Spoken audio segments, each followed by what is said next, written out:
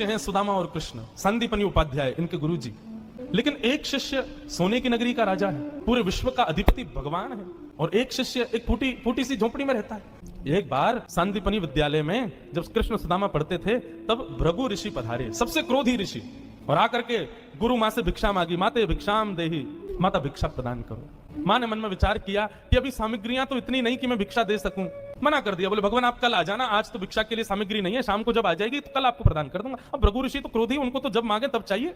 नेत्र बंद करके उन्होंने ध्यान लगा करके देखा, क्या इतनी बड़े गुरुकुल की रसोई में कुछ भी नहीं है। तभी उन्होंने पाया कि वन जाने वाले बालकों के लिए पोटली में मैया ने चने रख रखे हैं कि जो बालक वन में जाएंगे, पुष्प तोड़ के लाएंगे, लकड़ी तोड़ के लाएंगे, वो चने खा लेंगे वन में जाएंगे तो, उनके लिए चने रखे थे। भृगु ऋषि बोले बालकों की ज्यादा चिंता है, एक ऋषि द्वार पर आया उसकी चिंता नहीं है। थोड़ी दूर जाकर के अपने कमंडल के जल से श्रापित कर दिया, जो भी उन चनों को खाएगा वो लक्ष्मीहीन हो जाएगा, उसके जीवन से लक्ष्मी चली जाएगी, वो निर्धन हो जाएगा। जिस समय भृगु ऋषि श्राप दे रहे थे, सुदामा जी वहीं एक वृक्ष के पीछे बैठ करके कुछ पुष्प तोड़ रहे थे। जैसे ही श्राप दिया, सुदामा जी पहले तो चाहते थे कि मैं जाकर के ये संकेत कर दूं कि भाई उन चनों को मत खाना, उनको शाप लगा है। लेकिन तभी गुरुकुल जाते समय देखा कि सामने से अपने दोनों कमर पर पोटलियां बांध करके कृष्ण चले आ रहे हैं। सुदामा जी बोले लाला कहां जा रहे हो? बोले आज तोकू और मोकू वन में जावे की सेवा मिली है, मोए और तोए वन से पुष्प और तुलसी तोड़ के लानी है, लकड़ी तोड़ के लानी है। चल देख गुरु मैया ने वन में खावे के काजे चना भी दिए, दोनों प्रेम से पाएंगे और प्रेम से वहां से बढ़िया सब कछु लेके आएंगे। आज बालकन में हमारा नंबर आया हो वन में जावे को। सुदामा जी की नजर पोटलियों पर पड़ी, बोले कन्हैया कहीं खा नहीं ले, फेंक देंगे तो कहीं अंकुरित होकर वृक्ष बन गए, कोई भी खाएगा तो लक्ष्मीहीन हो जाएगा, मेरो कन्हैया खा लेगो तो लक्ष्मीहीन है जाएगो। सुदामा जी जिद करने लगे, बोले सुन तू बाकी के सामान रख अपने पास, पोटली मोह दे दे मैं बांधू अपने कमर पे। ठाकुर जी बोले क्यों, मैंने बांध तो रखी। बोले तेरा भरोसा ना है तो भूख लगेगा तो मेरे बटके ने खा जाएगा, मोकू दे, जब भूख लगेगी तो दोनों बांट के खाएंगे। और जिद करके सुदामा जी ने दोनों पोटली अपने पास रख ली। वन में वृक्षों की लकड़ी तोड़ रहे हैं, पुष्प तोड़ रहे हैं, फल तोड़ रहे हैं। सुदामा जी मौका ढूंढ रहे हैं, कब मौका मिले मैं भागूं, एकांत में चने खा लूं। तभी जोर की बारिश होने लगी। बारिश के कारण ठाकुर जी तो एक वृक्ष के नीचे जाकर के खड़े हो गए। अरे आजा सुदामा यहीं खड़ो है जा, बहुत वर्षा हो रही है। पर सुदामा जी एक बगल में एक और विशाल वृक्ष था, उसके ऊपर चढ़ गए, डाल पर जाकर के बैठ गए। वर्षा हो रही थी, ठाकुर जी एक वृक्ष के नीचे खड़े हैं, दूसरे वृक्ष के ऊपर सुदामा जी बैठे हैं। सुदामा जी बोले यही सही समय है, और पोटलियां खोल करके सुदामा जी खाने लगे। ठाकुर जी ने देखा, ए सुदामा मेरे उचना है मामे, खा मत जाइयो, रुक जा बरसा रुकंद मैं आ रहा हूं ऊपर। लेकिन सुदामा जी के नेत्रों से आंसू गिर रहे हैं। बोले लाला तू सदा प्रसन्न रहे, मेरे बट की लक्ष्मी भी तेरे पास आ जाए, तेरे जीवन में कभी कोई कष्ट नहीं आवे, मेरे लाला को कभी रोनो नहीं पड़े, कभी उदास नहीं हो, कभी दुखी नहीं हो, यही मेरी मित्रता को उपहार में अपने कृष्ण को देना चाहूं। और उपहार के रूप में सुदामा जी ने मानो अपने जीवन में प्राप्त होने वाली समस्त लक्ष्मी भी श्री कृष्ण के चरणों में पधरा दी, और दोनों पोटली के चने स्वयं सुदामा जी खा गए। द्वारिकाधीश कृष्ण उस दिन तो सोच रहे थे कि सुदामा तूने एक बार भी विचार नहीं किया कि मेरे भी चने थे उसमें, आ गया। सुदामा जी क्षमा मांगने लगे, बोले माफ कर दे लाला, भूख ज्यादा लगी हमारे, खा गए हो। लेकिन वास्तविकता कौन जाने। सुदामा जी महाराज फटी टूटी झोंपड़ी में रहते हैं, उधरी हुई धोती पहनते हैं, अन्न जल का तो कोई ठिकाना ही नहीं है, ऐसे घर में रहते हैं। पत्नी बोली द्वारिकाधीश आपके मित्र हैं, आप जाते क्यों नहीं कभी उनसे मिलने? सुदामा जी बोले कहीं मेरी दशा देख करके कोई ये ना सोचे गरीब है, भिखारी मांगने आया, इसलिए मुझे अजीब लगता है। और दूसरी बात ये कि मैं कृष्ण का सखा हूं, और कृष्ण तो बढ़िया राजकीय वेश में रहता है, और मैं ऐसे रहता हूं, कोई मुझे देख करके कहीं ये ना सोचे ये कैसा सखा ठाकुर जी का, इसलिए मुझे लगता है कि मैं यहीं से ही उनको भज लूं, उनके पास ना जाऊं। सुदामा जी की पत्नी ने सौगंध दे दी, तुम्हें मेरी सौगंध है, जाओ द्वारिकाधीश से मिलके आओ। पत्नी की सौगंध मान करके सुदामा जी आज विचार करने लगे, जाऊं? कृष्ण ये तो नहीं सोचेगा कि कहां से आ गया, कुछ मांगने आया है। कृष्ण तो नहीं सोचेगा, लेकिन उसकी पटरानियां, उसके राज्य के लोग, महामंत्री आदि ये सब तो नहीं सोचेंगे। सुदामा जी को बहुत संकोच हो रहा है, लेकिन पत्नी की सौगंध है तो निकल पड़े। पत्नी ने 4 घरों में जाकर के अलग अलग एक एक मुट्ठी चावल लिए, जानबूझ क्यों, ताकि जब ये पोटली द्वारिकाधीश देखेंगे तो अलग अलग प्रकार के चावलों को देख के पहचान जाएंगे कि एक दाना भी सुदामा के घर का नहीं है, थोड़ी तो कृपा करेंगे मेरे ऊपर। सुदामा जी पोटली दबाए निकल पड़े। सुदामा जी महाराज धीरे धीरे चल करके द्वारिका की ओर जा रहे हैं। चलते चलते महीनों बीत गए सुदामा जी को।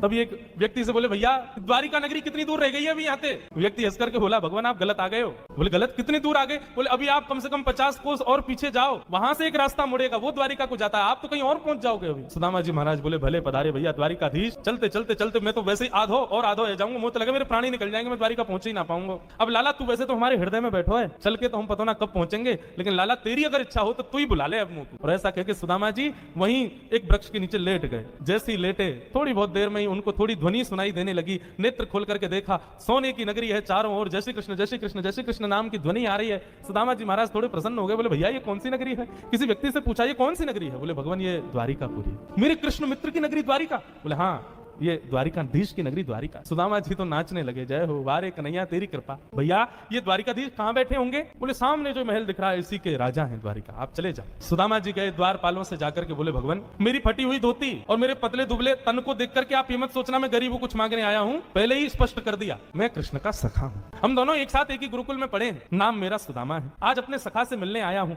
आप कृपा करके उनको जाकर के ये बता दीजिए।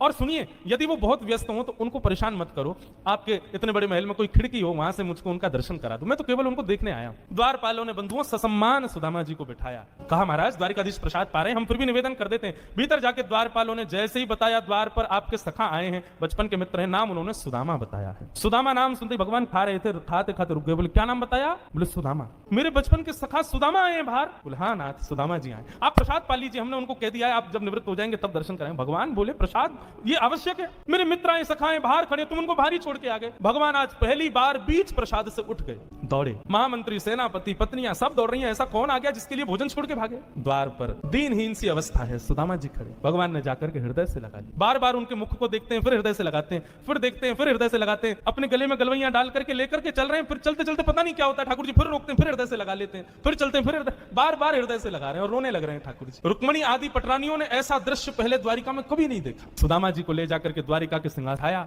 भगवान ने अपने नेत्र के अश्रुओं से सुदामा जी के चरणों को धोया और संपूर्ण जल द्वारिका के चारों दिशाओं में छिड़क दिया। बोले हमारी द्वारिका पवित्र हो जाएगी, सुदामा जी के चरणों का चरणामृत। सुदामा जी कह रहे हैं लाला मैं इन सबके योग्य ना हूं, ये सब कहा कर रहा हूं भैया। ठाकुर जी बोले आप किसके योग्य हो और कौन किसके योग्य? मुझसे बढ़िया कोई नहीं जानता, चुपचाप बैठे रहो, जो करना है करने दो। जो लक्ष्मी सदा के लिए विहीन हो गई थी उसे वही लक्ष्मी आज सुदामा जी के चरण पहुंच रही है। भगवान की सुदामा जी की थोड़ी मैत्री चर्चा हुई। सुदामा जी से भगवान ने पूछा सुदामा जी ब्याह हो गया आपके? बोले हाँ लाला है क्यों ब्याह? बोले ब्याह कर लिया, हमको नहीं बुलाया। बोले लाला कर्जा लेके ब्याह कियो और वह ब्याह में भी सबन को भोजन करावे के चक्कर में मैं और तेरी भाभी तो भूखे ही रहे। 4 दिन बाद पड़ोसी ने आके भोजन दियो तब जाके तो पेट भरो। अब वहां में तो को बुलाते तो लाला तो पवानो तो बहुत दूर की बात, अब तू आते तो तेरे संग घोड़ा आते सैनिक आते, इनको ही नहीं पवा पाते। ऐसे ब्याह में फिर हम कैसे बुलाते लाला, हमारे निमंत्रण नहीं दियो। मेरी छोड़ लाला, तू बता तेने ब्याह कर लियो? भगवान बोले हमारे ब्याह की मत पूछो, जैसे आपका ब्याह बताने लायक नहीं ऐसे हमारे ब्याह भी बताने लायक नहीं। बोले नहीं नहीं लाला बता ब्याह भयो कि नहीं? भगवान बोले हो गया। अच्छा भाभी कहाँ है? चलो मिलवाएं भाभी से। बोले यहीं बुलाते? बोले नहीं बड़ी जगह चाहिए भाभी से मिलने के लिए। बोले क्यों? बोले अब चलो पता चल जाएगी। विशाल एक सभागृह था,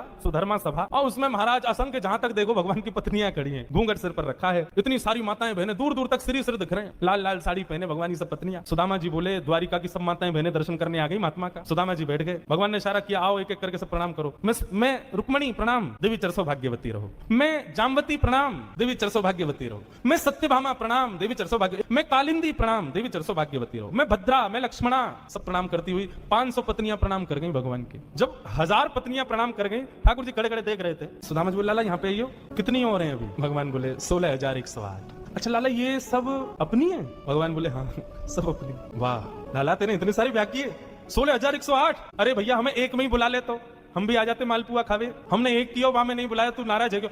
मैंने इतने सारे कि एक में ही बुला ले तो। ठाकुर जी बोले कितने ब्याहों में तो मैं भी नहीं गया था, मेरे बिना ही ब्याह है गया, बिना दुल्हा के ही बारात चल गई। बोले लाला देख पतलो दुबलो सो में सुदामा 500,000 पत्नियां प्रणाम कर गई, मेरे तो अभी से बीपी हाई है गो।